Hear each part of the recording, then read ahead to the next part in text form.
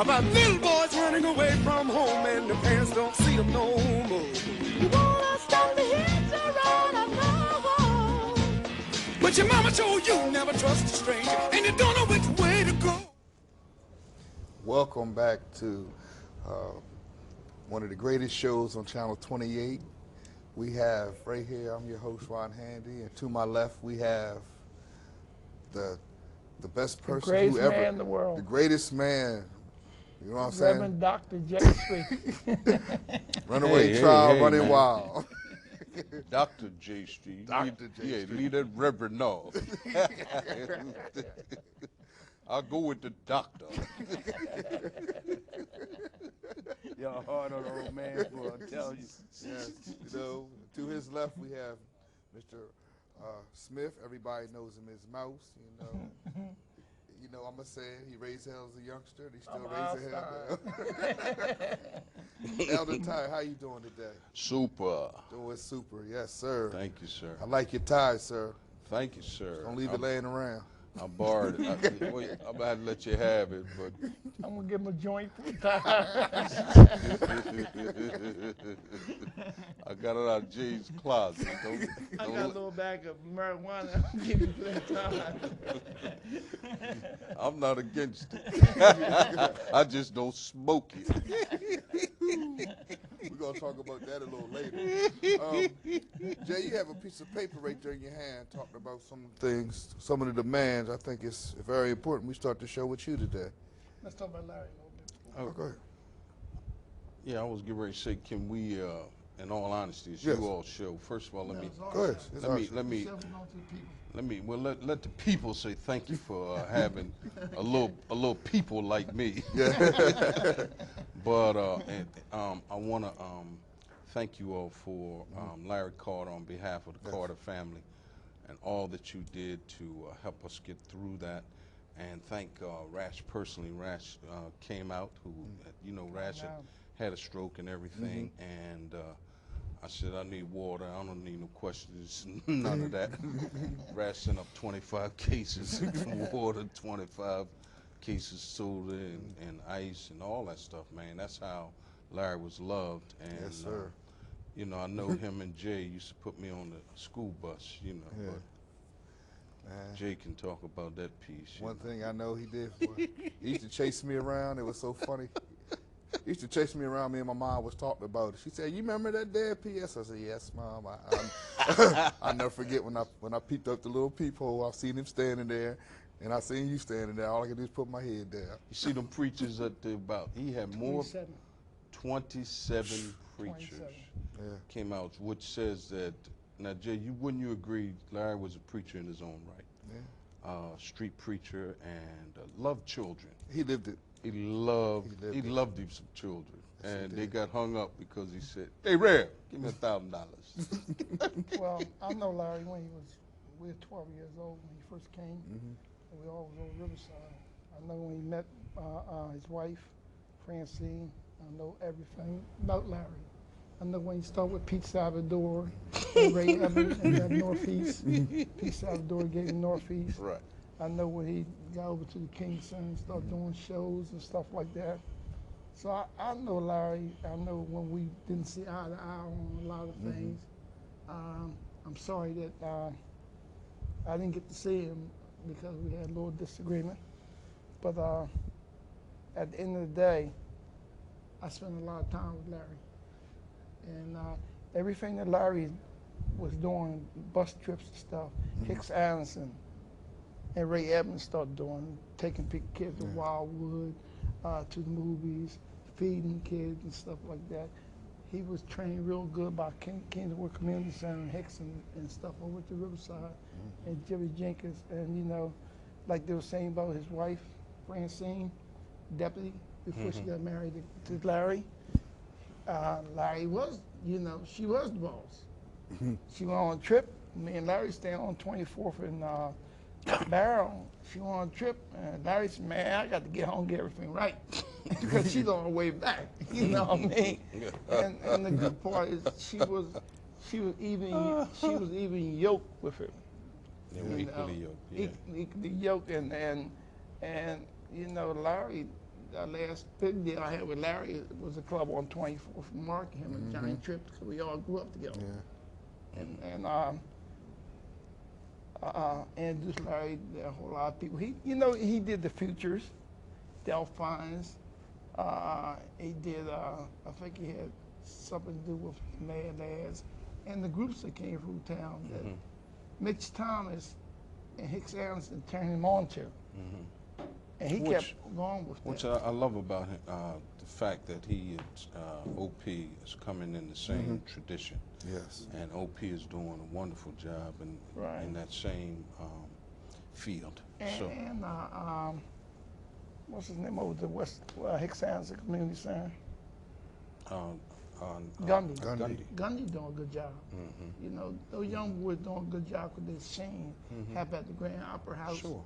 When we first went in, the Lowe's movies, the Towns Fair, the Warner, all these were giving shows when James Brown came to the Army, and when the Motown Review came to Delaware and all that. That's before my time, man. Well, yeah, you was a C at To the the time.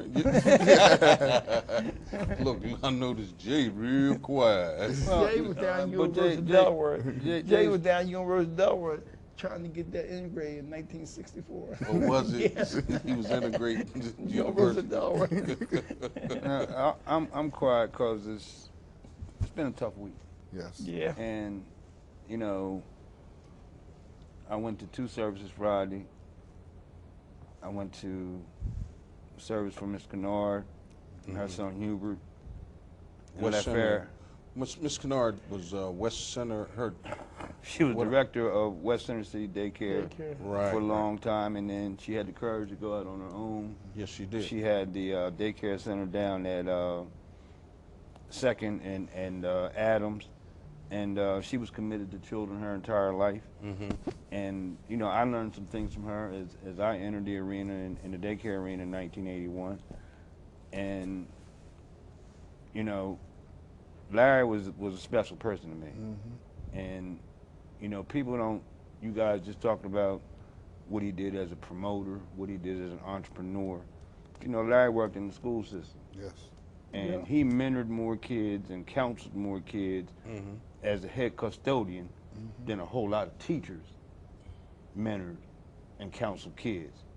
And then he would leave kids in the day and go to the housing authority and work with kids in the evening. And that was a work of love in terms of tutoring, mentoring, and being their confidant and taking on that responsibility and then seeing to it that all Larry's kids at Christmas, They had Christmas gifts. Oh, sure they did. All Larry's families at Thanksgiving and Christmas, they had not just regular meals, they had special meals. Right. And, you know, that's the way Larry was. He had a heart of gold. And, you know, Hicks been dead now 27 years. And Larry and I became closer as we were leaving Veterans Cemetery, trying not to let everybody see us crying the way we was crying. But if you think about the legacy of Hicks Anderson, you know, he helped train me, he helped train Larry, he helped train Mouse. And there are a lot of us who are still active, but, you know, losing Hicks brought Larry and I closer together. And, you know, he was certainly one of my good friends and a good confidant. And every time I picked up the phone, I needed some advice or I needed to get cussed out. Larry was there. And, you know, I love Larry because Larry didn't mention no words. He didn't play. In terms of community issues, he was always serious. So, you know, very, very sadly missed, and, you know, it was a tough day for me on Friday. You know, Borley told me today, that you think Larry was cool, you think Larry was cool. Larry gave us, the police department, hell. Say, he was always on top of us for every little thing. And we had to go the other way when we see him, you know what I mean? But let me talk about something else, Jay. Eddie Knight, we grew up together too, young. 10, 11 years old.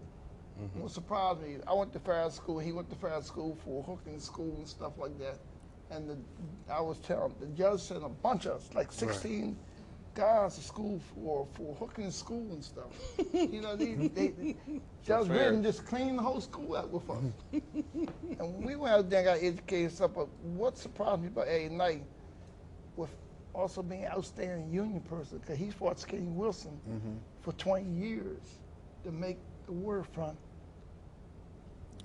accept younger people, okay? And what surprised me that he came from Fast School and graduated from Howard as a football star and went to Dell State and became a Dell State football player, and then turned around with the Army for 4 years.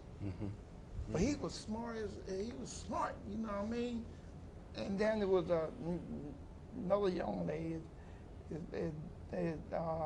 Diane Bullock. She came up one day, well, she just passed too. So Jakey Jenkins passed, and Snow. You know, it was so many people And then that. I just heard that Larry Clark just passed. But you know what? And this will be my last statement on this. What I hear, that's why I refuse to listen to folks about what our children can't do, what our children won't do.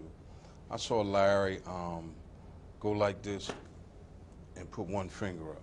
In Jay, his Over in that office. Yeah, and everybody be quiet. Yeah. And it was just called the love that they had for him because they felt safe. And I always said, if you get a kid safe, get them educated, and you get them an opportunity, they do well. And that's what he was about. And then I look at Eddie Knight, and I look at how, you know, we were in a fellowship where we got clean together, and he stayed clean. And at the last days, we talked a lot about, you know, he was on dialysis. Yeah. And he was waiting for a kidney, and it never happened. But he never gave up hope. But he died clean. He didn't go get no marijuana. Right. He didn't go get no coke. Right. And he didn't go get anything to work through his process. And the other person was Jakey Jenkins, who Jay got to run for the school board, and they got together and Jakey started a club called the Football Club over to Alpha, which was some 30 years ago. And the football club were a bunch of old football players that got together, some was pros and stuff on Sundays. They would bring food in, and at Super Bowl they would break down teams and have a big feast every Sunday during the football season. Then they would take bus trips to all the Howard University games, Delaware State games, all the black colleges and stuff. And Jakey put that together along with Bob Smith, who played for the Eagles, I think, for a little bit. But you know, we had some great people. We had some great people that made Dr. Brown, Dr. Foster Brown, all that. We had some great people that came out and said, you want to, and the schools we went to, and you know, if I made every kid out there who's doing bad can look me in the face as an example and say that they can make it. Because they can make it. There's the hope. But And one of the things that, you know, you mentioned a lot of people, but at the end of the day, in their own way, they were warriors for justice. Yeah. And they were warriors for change. And a lot of them present living proof of the fact that our warriors don't get to come up off the battlefield. And while I'm still on the battlefield, I want to make it crystal clear, and I want to reiterate that the issue of prison reform and ending the torture and the mistreatment, it's going to stop. I am just as determined to do something about that and have an impact on this as I've been over the last 42 years about doing something to change these schools. And so the demands that we made last month, there still are demands this month. And the first demand was to see to it that the United States Department of Justice intervenes and has its own investigation into what happened. The second demand is that you take immediate action to end the torture in the prison system overall, but down there at James C. Vaughn, which we all know as Smyrna, in particular. We're still calling for the transfer of correction officers and the transfer of inmates out of that facility. As long as you have the same people there and the same officers, and there's an obvious ongoing effort to retaliate, one, and two, to obtain information, it's not going to work, and it's going to continue to be a dangerous situation. Everybody's talking about the need to have more correction officers and the need to make things safer. The thing that would make it safer the most is to reduce the population. The population has to be reduced. And 6, we asked for, we're still demanding that you convene an impartial investigative task force with representatives from the governor's office, ACLU, and the Delaware Coalition for Prison Reform. And they would have the authority to have unannounced visits, and they would also have the authority to interview randomly, interview randomly inmates. The 7th thing was that we asked for, and we're still demanding, that you have body cameras for every correction officer that are operating 24/7. And 8, that you have video surveillance so that there's no place inside or outside their prison where they can go off and torture people and dehumanize them. And we're still demanding an investigation that's just as exhaustive into all the allegations which we believe are meritorious, that have come forward about the torture. Now, I'm going to get my little 2 cents in and let y'all get your licks in, but at the end of the day, the government, and folks can get real personal, and the governor sent the message that he was mad at me and Mouse and Bull. Well, take it personal if you want. You asked for the job. But at the end of the day, you as the government, you the governor, you the General Assembly, as the government, y'all have been playing hide and go seek with this mess ever since the incident on February 1st. And hide and go seek, apple, peaches, pumpkin pie, who not ready, holler, I. Since February 1st, they've been hollering, I. Well, see, all that's over with, because ready or not, here we come. And we're going down to Dover on March the 11th. We're going March, and that's just the beginning. So, ready or not, here we come. May, I'm sorry, I got them M's mixed up. I don't want to get called the wrong kind of M's up in here. but on May the 11th, we're going to have the march, we're going to have the protest and demonstration. It's going to be statewide, and, if it starts with 4, get to 40, get to 400, get to 4,000. If it has to be 40,000 or 400,000, I'm not going away. This isn't going to go away because y'all want to play hide and go seek. The state of Delaware, at a minimum, can end the inhumane, torturous treatment at inmates at Vaughn Correctional Center and throughout the prison system. It's going to stop. And for those of y'all out there running your mouth, talking about somebody may have ulterior motives, let me make it real clear. Since 1981, I very proudly have run the Hilltop Lutheran Neighborhood Center.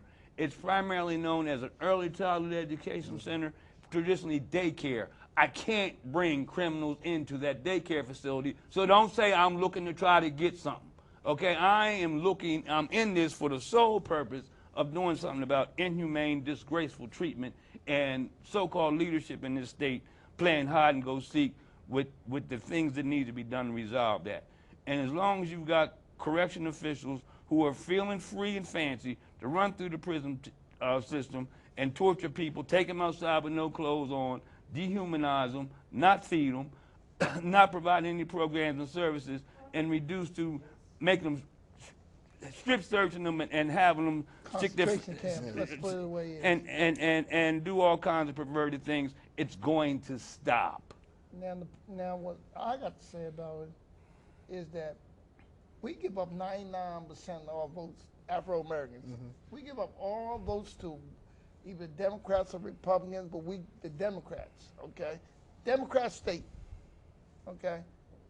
If we can't get satisfied with the prison or schools or community or jobs and nothing like that, it's time for us to start a party of our own. I was talking about the Martin Luther King social justice party for Afro Americans, because that's what he stood for. But we got to take this serious. We need to get results. We haven't got results since Harold Haskell was in office. And you know how long that was ago. Wasn't the British police in? Huh? Wasn't the British the police then? No, Haskell can bring him in. Wasn't the British running around there? Wasn't they the police? When Hey, Haskell look, was man, look, Hal Haskell gave me heroics awards for saving little white boy's life whose hood was on fire. So Hal and he goes on the golf course with no real shoes or none of that stuff. So Hal's all right with me. Well, but you know, But, he stepped up to the plate and he that's did what what I'm he had to saying. do, Let- and he that's- worked with the community, and That's he, what I'm he talking. wasn't afraid Listen. of anybody. I remember Listen. former president Right. telling him, "Well, you're sitting on the powder keg." He said, "Let it flicker. Hey, see, I'm running this." well, see, and that's what I mean by he promoted unity. He was not afraid to bring folks around to the table. He was not afraid to hold people accountable. My problem with the whole, what appears to be dysfunctionality of our prison system, and I have served on the Council on Corrections for years, and Jay, you know, we have done a whole lot behind the scenes to help, but it from the governor's office, you know, it's just the lack of not only access, but the lack of response with people who just want to know what's going on. Communication, a thank you, or an acknowledgement that we acknowledge your letter, we acknowledge, and it's almost like we're. He sounds a it's- letter back, but you wouldn't look, like it. Look, well, I'm just saying it's like you're compelled to behave in a way, you know, that is unbecoming to civilized folks, man. You say, come on, do you think I'm crazy? I understand who's in prison. I understand what's going on. The Prison Reform Coalition, it was Drew Fennell, myself, who was on WDEL years ago, and we said, and I said on that radio, listen, state legislators have what is called a fiscal research department. I know because I called the United States Justice Department in on some folks in Robertson County to straighten them out. And I met Richard R. Inslee, who came in represent the president. And that was because the state representatives utilized their investigatory process to find out what was going on. Now, where are our legislators and where are our leaders as it pertains to utilizing the power? That's the one, which goes back to, do we really get anything reciprocal from the parties we serve or the people we serve? We don't. Now, back then, Hazel Plant, before I could get off the radio, Representative Plant was at the door with a letter going down, and the next day we had bishops and everybody else, because Eugene Rivers was in town, who signed on the dotted line a petition, and Governor Minner was making phone calls. What have I done? What are we saying? The medical is a problem. Right. And then Dr. Bullock and Penrose Sound, some other folks, and these folks got involved. JJ got involved, and we discovered that there's 87 violations. Now, it's not like we didn't know then what we know now. And what I hear folks saying is, we're not going to wait like we did then, and we're not going to lay down and just kind of go away. If you look at the papers, that the lawyers filed this week, they're upset because everything I talk about, they put in that paper. Everything I was complaining about, Jay, and Tyler, I came to you many times about they won't let the NAACP in the prison. Yeah. And the inmates were calling for us to come in there. But you're making my point. You're making my point for me. The actions. The slowness and the way the papers complain about the governor taking over, and that resulted in the takeover being prolonged. You tell me, how are you going to have a prison takeover and it starts during the day on February the 1st, And at no time on February 1st and no time on February 2nd, did you pick up the phone and you say to anybody in the community, will you help us? Can you go in? Can you intervene? Right. If the report that was put in place as a result of the things that transpired between 2004 and 2011 had remained in place, they'd have had the wherewithal to do that. But there is no rapport. There's nobody that has a working relationship with them that can go in, intervene, and do anything. That's their fault. They closed that door, but it's our responsibility to open it up and kick it open if we have to. Because it's our prison. Because Well, it's our responsibility to take care it's of our the inmates. prison. It's 85% black. It's kids our or prison. something. Yeah, yeah. And you Well, you talk about justice, that's what you find. Just us. It's us. Yeah. Just us. It's our prison. And then, you know, you know, nobody should have to die in order for it to get to this point. They shouldn't have.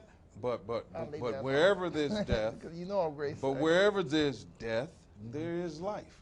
So I'm saying, you know, what is this attitude of arrogance? What is this attitude of what is the attitude where we know it all and we're gonna get this done? How does that work, and where did that work at? And then on the one hand, you want to convince me that you are a proponent of evidence-based models and all this kind of craziness. But if you know, in a school case in 1990, the court said that the record was replete with delay, obfuscation, and recalcitrant. Right now, this prison record is replete with delay, obfuscation, and recalcitrant. How are you going to have a situation like that in February 1st, and you say you're going to form a task force with 2 judges, and you're going to come back in August? Like one of these prisons might not blow up in your face right now. Because somebody We else already can't been wait. attacked. They can't keep playing hide and go seek with this. Right. And so, ready or not, here we come. And you know, the people should be upset because, for one thing, the officer that lost his life, they did not protect him. Okay? The inmates that got involved, they did not try to stop it. Right. Again, what Jay say, they didn't bring the experts in. They didn't bring guys who spend time there, who know how it works, who can get some of those guys. They didn't bring them in. But at the end, they'll come in 2 years or 18 months or 16 months, they'll want our vote. They'll want us to vote for them. But again, we ain't getting nothing. All right, but if you look at, you know, the article came out not that long after the travesty at Vaughn Correctional Center, and it made real clear that the state of Mississippi was concerned about going bankrupt and was going to have great difficulty being able to manage its budget because of the reduction of the number of prisoners in the state of Mississippi prison system. It had become big business to the extent that the state was dependent on the number of inmates being incarcerated to maintain its budget. Absolutely. Is that where we are? Yes. Yep. Yes. Because some of the reasons that some people are in jail is just inexcusable and outrageous. Absolutely. And you know, when you had the testimony, the man says, my brother's 70-something years old, been in prison for 40 years. Why is he still there? Why? For nothing. He didn't murder nobody. Right. But he's in jail. Absolutely. You know what I mean? See, and we you know, and we have to look at criminal justice reform. We have to look at reduction of the inmate population. Right now, nonviolent offenders, right, should not be in there. And certainly we have to look Say at that again. nonviolent offenders who low-level nonviolent offenders should not be in there. We have to look at classification. Second, I agree, second. Yeah. You know, yeah, I mean, we have to look at classification. You can't put a person who is out here selling weed or out here who. So why are they going to organize? Why are they going to legalize weed? Well, you can't You know put. what I mean? Well, you can't. If You can't put a person weed, who. if they're going to legalize weed, they got to cut everybody who they lock up for weed out of there. And 40% of the guys who's in there been in there 10, 15 years who got locked up under Hillary Clinton's criminal program, weed and seed. So they need to get out of there. They need to go. Because they have no business being in jail. If you're going to sell me some dope to get some money for the state. Well, that's another conversation for me, because it's mind-boggling to me as to how we look at impoverished communities and we make the victim, right? Always blaming the victim. Always blaming the victim. And then, all right, we have to take some onus. But if you take an individual who doesn't produce a gun, where are the guns made? Who makes guns? And you tell me, who grows weed? We don't. Who grows this stuff? We don't. And how, in God's name, does it get here, right? One, how does it get here? Distributed. And two, how do young people who cannot afford, you just heard my friend talk about on an earlier Congo hour, how the children in some of these homes cannot come to school without food. How in God's name can they afford a gun if this thing is not being orchestrated at another level? And I'm saying guns, and it's all goes back to feed that cradle to prison pipeline. That's all I'm talking about. What you and I talk about in the hallway, in the blue room, whatever they call it, is how you already got a drug problem in West Wilmington, North Wilmington, South Wilmington, Northeast Wilmington, Dunleavy Wilmington, and you're going to now put drugs in a community that's legal with an already drug problem with crack, cocaine, heroin, and pills. But now you're going to let it be legal, and we're going to be in trouble. And you know what it is? They're trying to get money. They found a way to make money out of it. And the thing that disturbs me is you could be on either side of it, but look at the mentality of the young kids are smoking. So now you're going to tell somebody it's legal if you over 21. That never stopped nobody from drinking. And then when they go in the state, You're going to hit me now. Then when they go, see, I'm not with y'all. I'm not with y'all because I'm on the other side. But then when they go to I'm on the other building, side. Then when they go to the state building with a joint smoker join the state building, they go on to jail. Okay. You know, and I got Okay, but Ty, you're not with us, and but we need to continue to have this conversation because in that respect. My concern is if they don't know, they should know. For 90% of the heroin addicts, for over 90% of the heroin addicts, for over 90% of the crack cocaine addicts, the initial drug of choice was marijuana. And hash. Well, hold, Jay. I disagree with that. Scientifically, that's a scientific fact. But go ahead. Wait. Now you're talking to a recovering addict, and who marijuana could be looked upon as a gateway drug. I'm not saying that, but so can alcohol. The children in school are introduced to alcohol, which is far more devastating, far more damaging, far more crippling, far more degrading than marijuana ever was and ever will be. That's just my opinion. Should we be pursuing it to just to get revenue to bail the state out? No. Yeah. I think the state should grow up. I think the folks down in Dover, just like the folks up here, should man up and woman up and find some real opportunities to create real income and stop looking and scratching wherever they can to make money. But as a state, I agree with what you just said. Okay, so our differences aren't that great. You know, the last administration made an extended effort to balance the budget, gambling. That didn't work. Right. So now you're going to have this, you're going to make this extensive effort to balance the budget off of marijuana. As a state, we're becoming morally bankrupt. Yes. Well, ho. It's because, Jay, look, it's the same thing with the tobacco. Same thing with tobacco, right? Now, I don't smoke. Cigarettes went from 228 to 575. Well, listen to this. I'm though. a victim. In 2010, right? If you look at the numbers, they raised the tax on tobacco. Correct. And now we're trying to get to the governor and say, wait a minute, governor, wait a minute. I understand this is a sin tax. I understand it's easy to get to. But let's look at it from the numbers. If you leave it alone, right? You're not looking at, once you tax it, they're going to lay off so many people, you're going to close down so many shops, and now you're no longer competing with with New Jersey and Pennsylvania.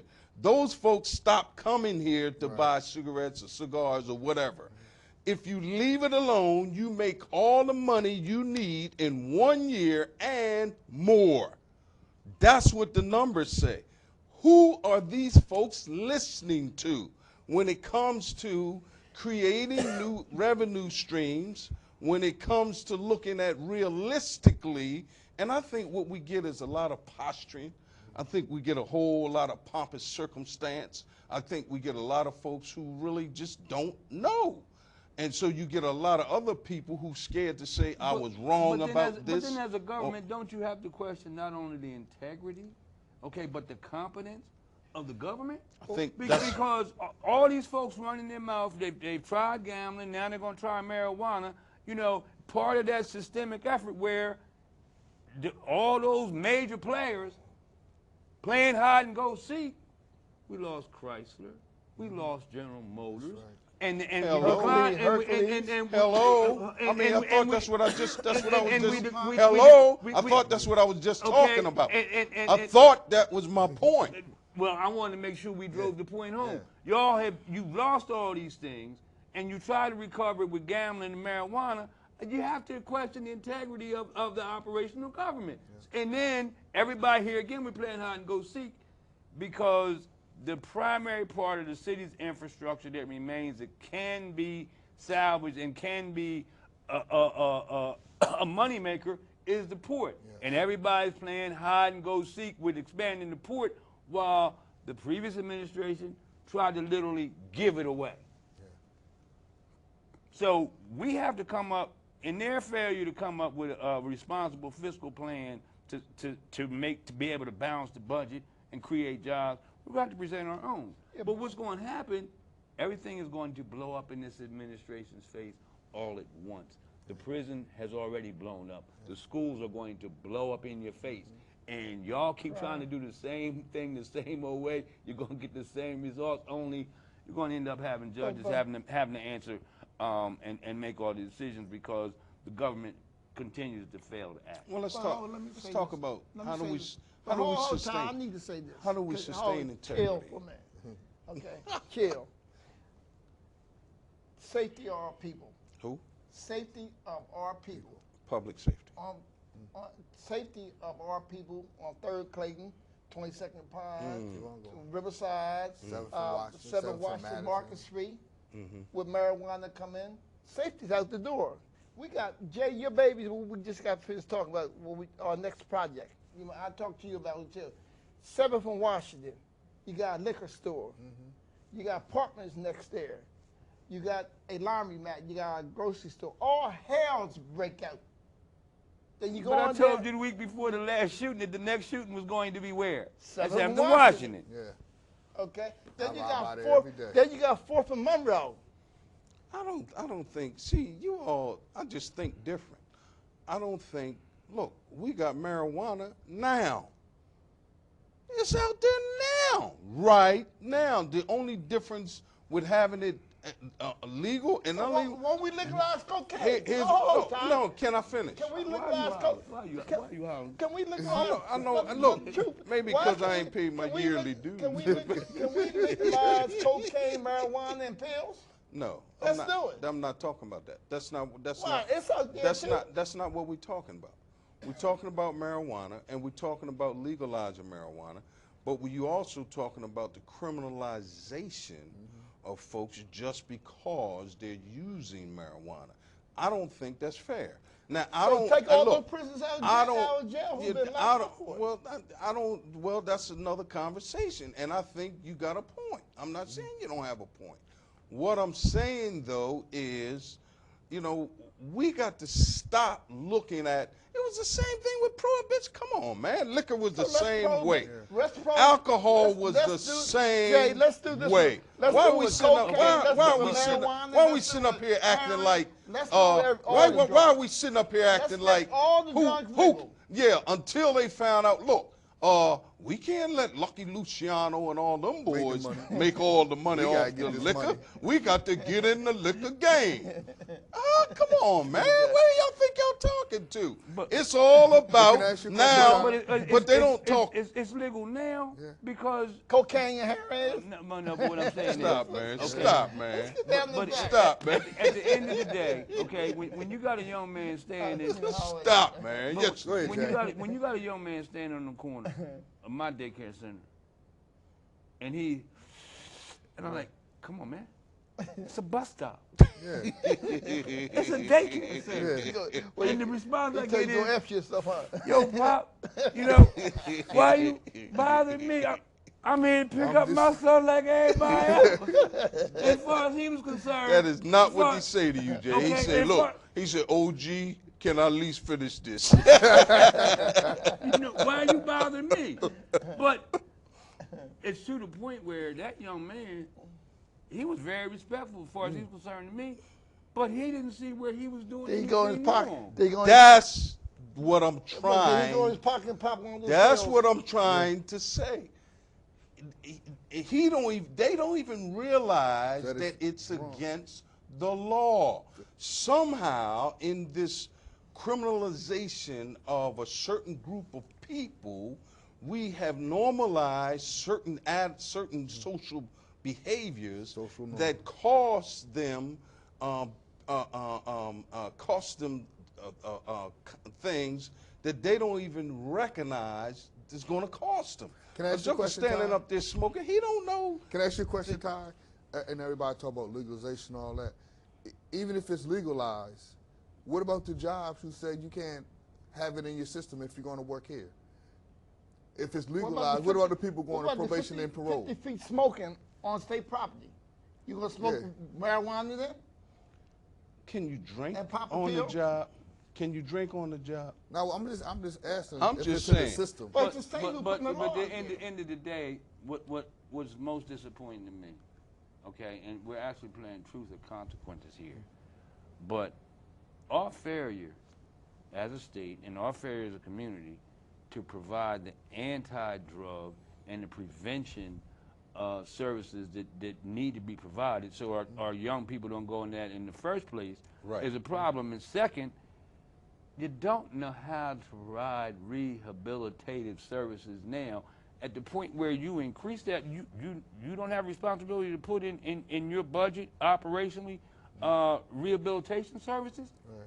Because the number of people addicted is going to be increased. The need for treatment and counseling is going to increase. So where's the balance going to come in as it relates to the provision of those services? And, you know, everybody that's recovering had to go into a program somewhere. And there's still a need for services, and we're not providing those services now at the appropriate level. I just feel sorry for the community because we got a drug problem, and if we're gonna legalize marijuana, let's legalize the pills that the doctors give out. Let's legalize heroin. Let's legalize cocaine. But not all the time. No, The pills are already no. legalized. That's why the But- doctors are giving them out but like why- that. I mean, every time you look around, the people got them perks. Where you think they getting them from? But how come the doctors in jail? Hello? Because the jail's full. Hey, look. You know, the jails are full of low-level offenders jails that are look full- like full of those you and me. Hello? But I want to talk a little bit, if I might, about public safety. Go ahead. Because the thing that hurts my heart, and the prison issue, the legalization of marijuana, is certainly we have to keep an eye on that, just like we have to keep an eye on the expansion of the port. You know, I truly pray for our council, city council, and that they can get it together Please. Because anytime we are on TV, and I always say when the elephants go to tussling, the grass will always suffer. And that serves as a major distraction when we appear to be at war with each other, and we got to take certain steps. So my prayer is that they will come together, unify, and let's address some of these real issues. Some of the real issues, education. Some of the real issues are poverty. Some of the real issues, treatment. We have an opioid epidemic. I still say we have marijuana epidemic. We have corporations that do. We have a lot of philanthropic folks. Laffy McHugh been instrumental, and some folks who I know that philanthropic folks that are trying to do the best they can, but they can't do it all. We really got to look at strengthening community-based organizations, people who are doing real ground level work, and stop making it so tough for them to get in there and do the job that they do. We ain't gonna police our way out of this crap. And you know, the idea that we would pay a person 140-something thousand or 40 from Chicago and New York, you know, who work with Giuliani. You know, I mean, come on, y'all. I mean, what signal does that send to a community where where police are not really trusted? See, before you can love an institution for what they represent, you gotta trust that institution. I can't even trust an institution that reflects something that had caused me harm, you know, and caused me generational harm, and you try under the guise of we're going to do better. In what way? And let's talk about this too. A couple of days ago, there was a shooting of a young man out by St. Helena's Church. It started on Market Street, North Market Street. The cops say the young man tried to run over him. He took his gun out. He shot in the street with people walking across the streets and stuff. Then they ran the daycare center. Where they fussing so much in city council, and just like Dennis and Representative Power, George, I mean, they was fussing for 8 years, those two. Never got nothing done. Now we got two fussing, and now the cops are shooting in the street, running daycare with 4-year-old babies. And the cop run to the daycare and tell the young lady, don't worry about nothing, nobody got hurt, go back to business. And that young lady did not call the kids' parents or nothing, went back to business. You know, when are we going to say a 100 miles police chase is not right? Shooting in the city by the police is not right. We already got. And when are we going to say shooting is not period, right, period, You're is right. not right. You're right. Shooting You're each right. other is not right. Yeah, so that's where I'm at. When are we going to deal with that? When are black folks who's supposed to be leaders going to come around the table and say, let's put everything to the side and let's deal with the problems of Wilmington. Let's get down to business of Wilmington. Let's change Wilmington. Don't have nobody buying the whole block from Martin Luther King up to the Hotel DuPont, they don't and half of the east side, and we ain't gonna have no houses in 8 years. We ain't gonna be able to live in this city. The city we love, we're gonna be put out. And people are saying, no, you gonna be a part of that. You gonna be able. How the hell you gonna buy? Excuse my language. But how you gonna buy $100,000 house or $200,000 house on a salary of $17,000? You can't do it. It's not going to happen. So we are in trouble.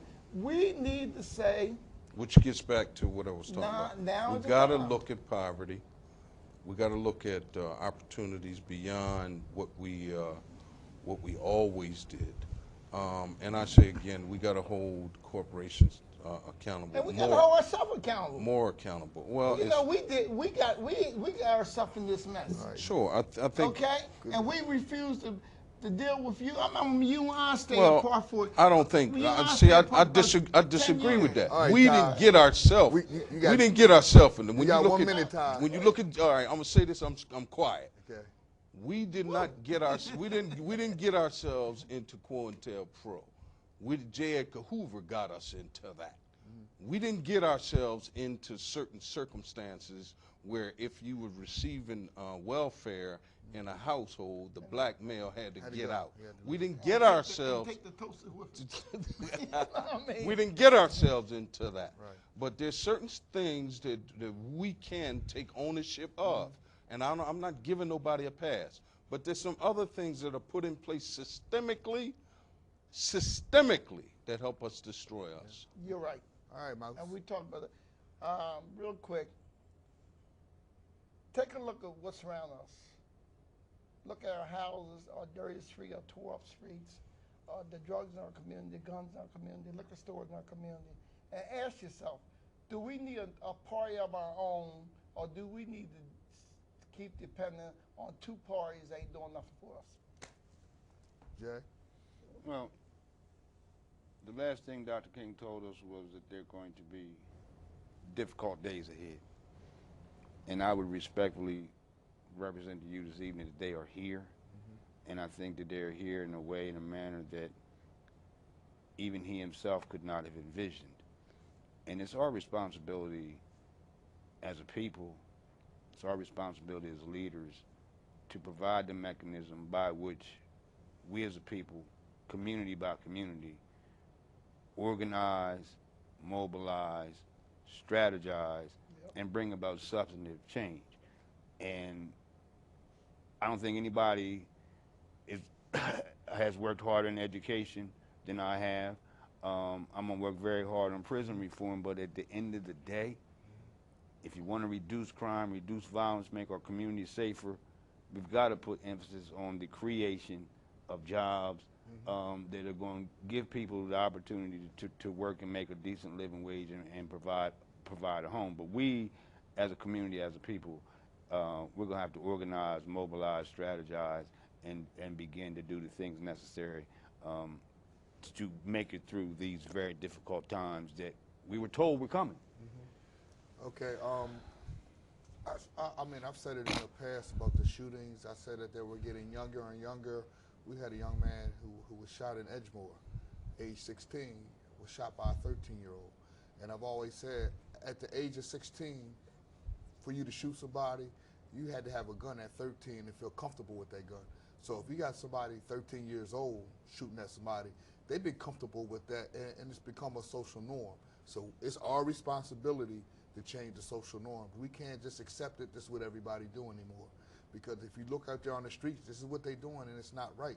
So we all got to stand up and let them know this is not right. Let's change this thought processes, because if not, you think that what we at 64 shootings now, that's going to be light. But in closing, can I just say, there are some young people out there that are doing a good job. Yes, they are. And I think I speak for all of us on this panel. Don't be discouraged. Don't be distracted. Keep doing what you're doing. And if you ever need any of us just to talk with, we're here for you. God loves you, so do we. You can be victorious. And come here for us. Yes. You know, our doors are not closed. Never. Okay. See y'all in 2 weeks. Thank you, guys.